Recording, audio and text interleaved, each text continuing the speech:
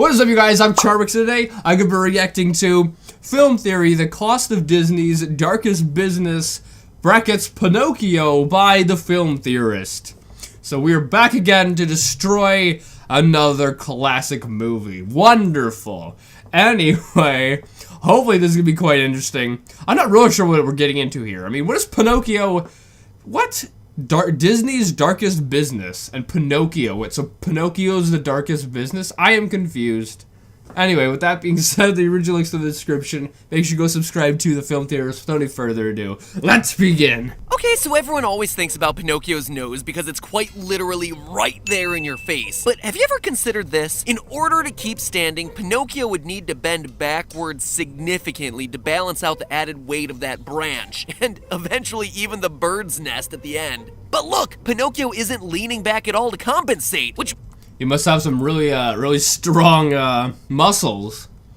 However, I mean, if he's having this problem where, you know, his nose grows, he's been having that ever since he was a kid, his muscles would have developed to deal with that kind of weight, right?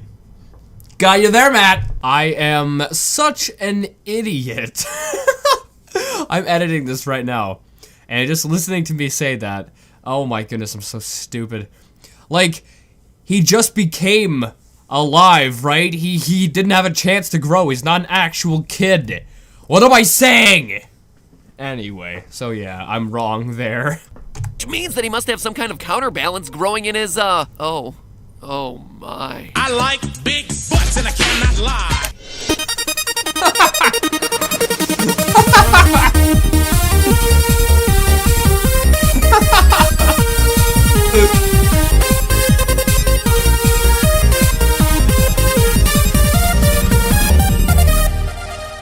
Internet, welcome to Film Theory, the show that has no corporate strings to hold us down, which is why we get to talk about things like child slavery in Disney films. That's right, today we're going all the way back to that Disney classic about the exploitation of child laborers, Pinocchio. Now, yeah, I remember, like, the actual story of Pinocchio is really, it's quite messed up, because, yeah, that does happen in it. As a kid, this movie just really provided me with years' worth of nightmare fuel. I mean, Monstro's mouth, anyone? Children turning into literal work mules? Yeah! Terrifying. But looking back on it now, Pinocchio actually raises a lot of questions. Like, did people really just throw money during marionette shows like some kind of puppet strip club? If people who go to Pleasure Island become jackasses, are the other animals that we see throughout the movie also people? Or are there just animals who actually do walk around as living creatures? What about this fox? He's awfully human. What about Jiminy Cricket? We haven't even gotten into the logistics of literally lighting a fire inside a whale. Sadly though, all these questions are gonna have to wait for another day because today we are tackling everyone's favorite subject, business. Specifically the business of Pleasure Island, the bizarro 1940s bad boys utopia. Look at yourself.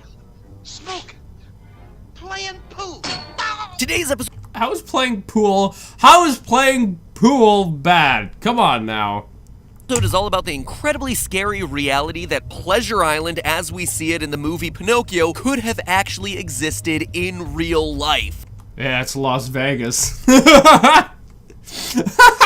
I like to call this episode How to Succeed in Child Slavery Without Really Trying. But first, a recap, because I can't assume that you guys have seen this. Pinocchio is really old at this point. I mean, to kids nowadays, Tangled is probably like the furthest back they go and call it a Disney classic. Oh boy! Anyway, this guy named Geppetto is a clockmaker in a vaguely European Disney-esque country around the turn of the century, who makes a marionette named Pinocchio and then wishes for him to become a real boy. I wish that my little Pinocchio might be a real boy. The blue fairy comes down and grants his wish, but in a pure dick move, only grants the wish halfway, because apparently fairies can just do that for the lols. I've given you life because tonight, Geppetto wished for a real boy. Am I a real boy? No. He wished for a real boy, but screw him. No, Pinocchio. So instead of Pinocchio becoming a real boy, he instead becomes a living puppet monster. Geppetto wakes up, sees that his marionette has come to life, and like anyone would do in this situation, goes back to sleep. The next morning, though, he then shoves Pinocchio out the door saying, "Hey, you've existed for 12 hours now, surely you can figure out school, right?" On the way, Pinocchio meets two foxy swindlers, honest. Yeah, now that you think of it, that doesn't make any sense. It doesn't really make any sense. But I miss this kind of like animation. Not maybe the story behind it because it's messed up, but just like the way it's drawn, the hand drawn. I love that. Everything nowadays is all 3D. I mean, sure, it can look really good because, you know, like Disney and whatnot, they put a lot of money behind their animations and they get really good quality and they look really good. But there's just something there's just something about the hand-drawn ones that I like more.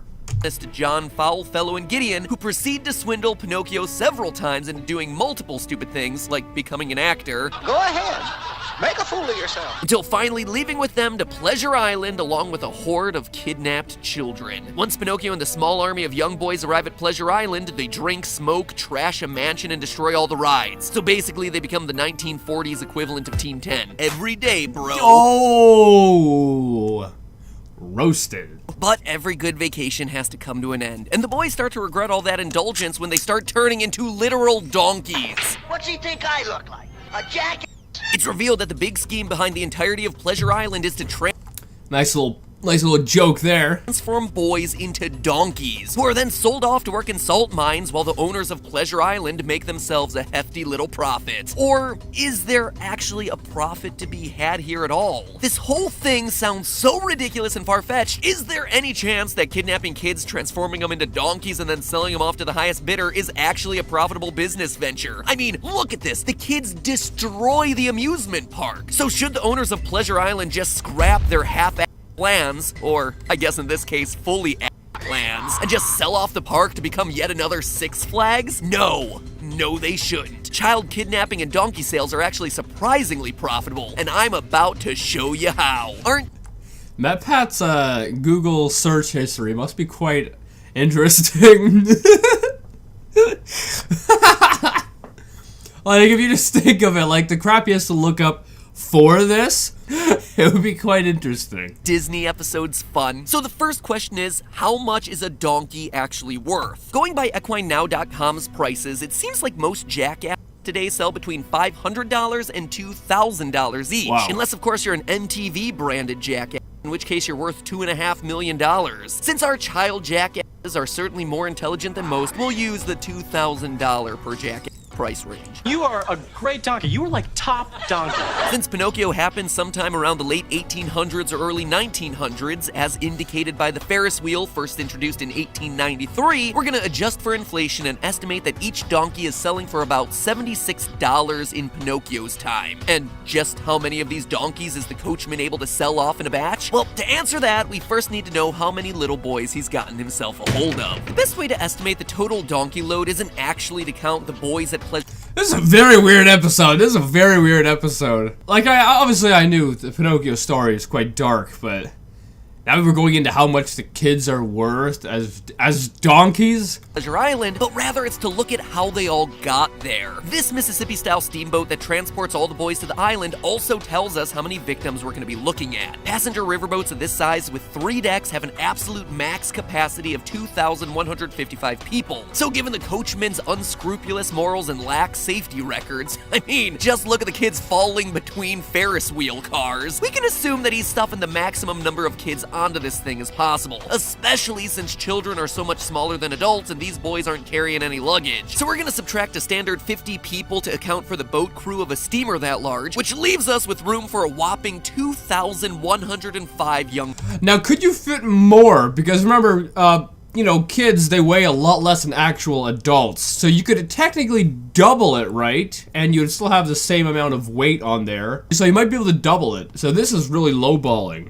Boys. It's truly a pretty horrifying level of evil that's going on here in Pleasure Island. That's not even accounting for all the rampant racism and underage smoking. So multiplying everything out, we have 2,104 donkeys. We minus 1 because Pinocchio escapes. $76 each gives us $159,904, which might not seem like all that much, but remember, this is money way back at the turn of the century. Accounting for inflation, the coachman is looking to net a whopping $4,208,000. That's $4 million of 2018 dollars. So things are looking pretty good for the old coachman here, right? But the one thing that every businessman will tell you is that before you go walking off with your profits, you need to start calculating your overhead. And running Pleasure Island isn't a simple operation. Yeah, they destroyed it, so he's probably losing money, actually. So we need to factor in the costs of 2,000 boys drinking themselves under the table while destroying an entire amusement park. As I pointed out earlier, in just one night, a boatload of boys managed to level Pleasure Island into a desolate hellscape. It's like the world of Fallout. What's worse than a nuclear apocalypse? Oh, just 2,000 young, rambunctious boys looking to scrap, smoke, and drink. So how much is it costing the coachman to rebuild an entire amusement park every time they bring one of these boatloads over? Well, initially I calculated out every little piece of wood and every glass pane broken in here, but what I found out was that most of the repairs were actually just small items that ultimately didn't make that big of a difference on the bottom line. At most, we were looking at about $1,000 on tobacco, which translates to about 38 old-timey dollars, and about 200 inflation-adjusted dollars to restock the destroyed mansion with more old furniture for the boys to tear apart. Both of those numbers not nearly enough to hit the coachman's bottom line. The bigger ticket items, though, is where they get ya, namely the rides. If we're running this business, we're basically... Yeah, rides are so expensive. Rides are so expensive.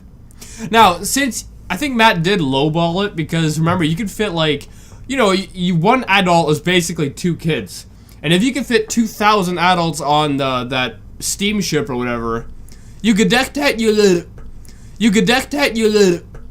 You could deck that you little. You could technically fit 4,000 kids on there. And if you do that, the guy's profit is no longer $4 million, it's 8 point something, right? So if you were to do that, then maybe it might be worth it. Gonna need to replace the Ferris wheel cars and the entirety of the carousel, which looks like the central axis has actually been bent down the middle. This all begs a completely separate question. What kind of hell beasts are these children? I mean, what would enable them to even be able to try bending a carousel in half? And how many children did it take to accomplish that sort of thing? Or was it just one super kid? Maybe some solid steel marionette who's also on his way to becoming a real boy too. Anyway, these are the expensive things to replace, but when you actually run the numbers, they don't wind up being all that expensive. Ferris wheels are surprisingly cheap, which is... What? I thought Ferris wheels were quite expensive. Honestly kind of scary to think about as you dangle 40 feet in the air on one. Smaller, used Ferris wheels cost as little as $15,000. I was expecting them to be like, you know, like $500,000. I guess I don't know anything. Back in 2008, the Santa Monica Ferris wheel was put on sale on eBay for a mere $50,000. And it's worth noting that that Ferris wheel is both large and famous, which is jacking up the cost. So we're gonna assume that the coachman isn't feeling too spendy here, and we'll go with that $15,000 estimate, or 572 old-timey adjusted dollars. Still nothing that's even close to making a dent into his total profits. Now, the carousel's gonna run you a bit higher. The cheapest option is from the Carousel Works for about $320,000. Now that's what I'm talking about. That makes more sense. Why does a carousel cost 320 grand and an actual Ferris wheel cost 15? That doesn't make friggin' sense. Or $12,000 in inflation-adjusted costs. Now, they wouldn't have to buy a whole new carousel every time so long as the turntable still worked, but from what I can tell, in carousel terms, that thing is totaled, which means that the coachman is going to be forking out $12,000 for a new merry-go-round every time he does one of these little trips. So between the 2 major rides that need to be replaced with every new batch of kids, plus all the smaller incidentals I mentioned, the coachman is looking at about $13,000 worth of operating costs, which still leaves him with $146,904, or $4 million of 2018 Wow. money. But the biggest cost here is actually still coming: kidnapping the boys in the first place. The coachman has to pay low-life scum like Honest John with a big ol' sack of loot that we actually get to see. How big is it? This sack of loot is so big that it would be totally devastating to carry. I ran calculations on the amount of gold this thing holds by comparing it to the size and capacity of a standard German beer stein, which we see it lined up against in this shot. It comes out to about 1,900 cubic inches of gold, which converts to a whopping 1,211 troy ounces, or 83 pounds of gold. Don't you be forgetting about leg day, coachman. Now, this has got to be the amount of gold traded to fill the 83 pounds of gold.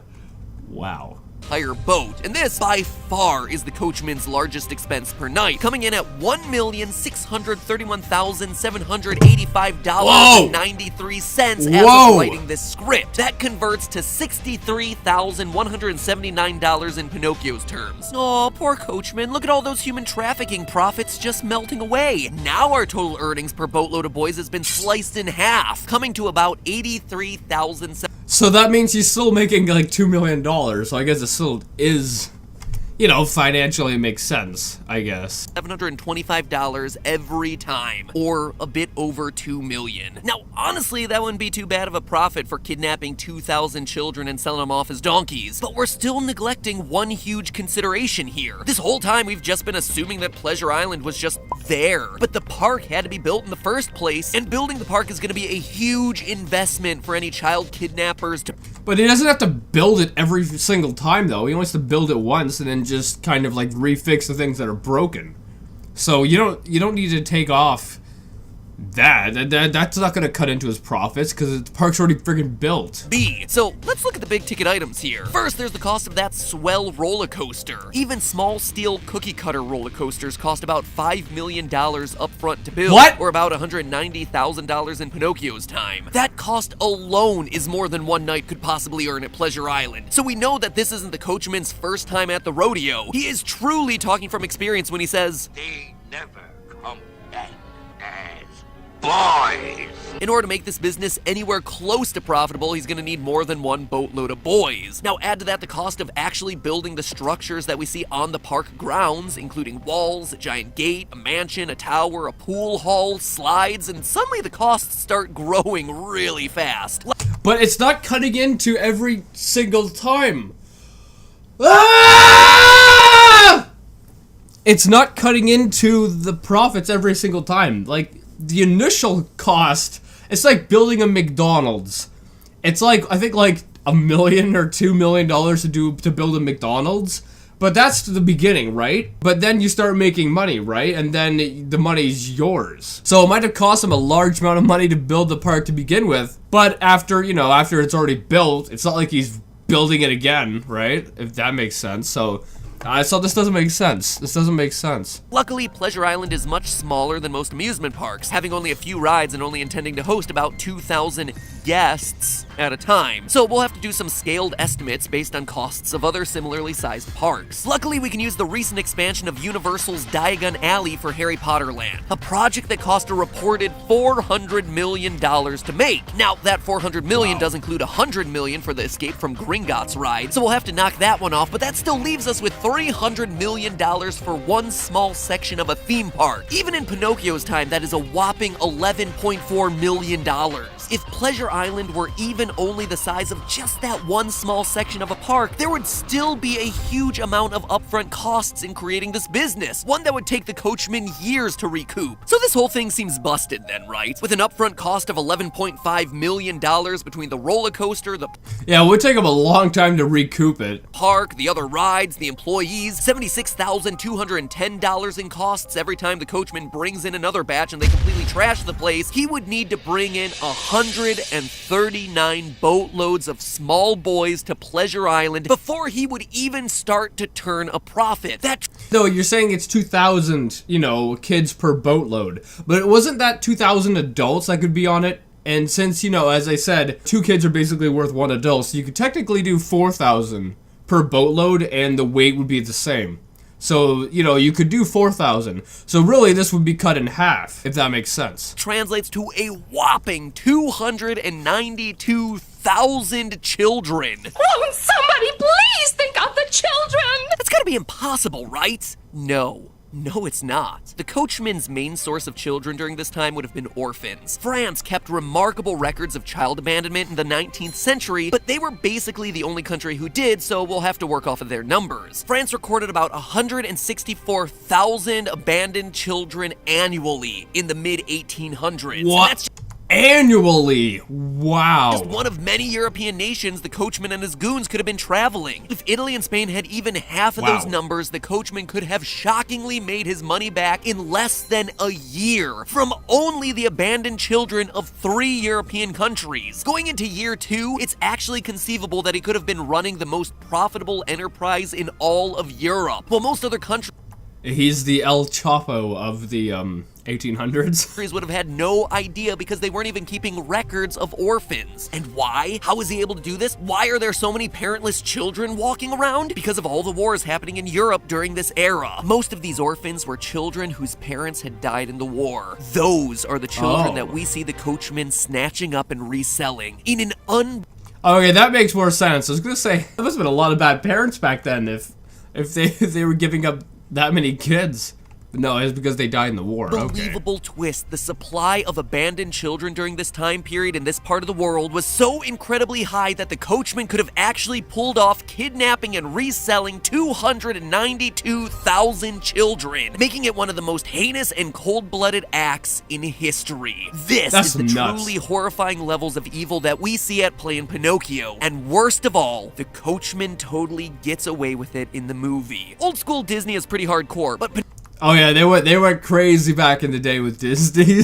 Disney was pretty dark back in the day. Pinocchio is especially brutal because in this case, we never see any kind of justice served to any of the villains in this film. In our quote-unquote good ending, the only one we see getting rescued is Pinocchio. He's the only one. All of the other 2,000 children that we see enter Pleasure Island, that we actually watch get transformed into donkeys, all of them don't escape, all of them don't have a blue fairy protecting them, all of them get sold off into the salt mines to the highest bidder, and the coachman and Honest John and Gideon are all left to run their business for another day. Anyway guys, I hope you liked this video. This is really dark. This is really dark. And I knew Disney back in the day. They made some pretty dark stuff, but this seems to be a little bit darker than I was thinking. But anyway, if you did like it, make sure you give it a thumbs up, possibly share with a friend. If you're new, and subscribe to the family. Also, make sure you go subscribe to the Film Theorist. And with that being said, I'll see you guys next time. Woo!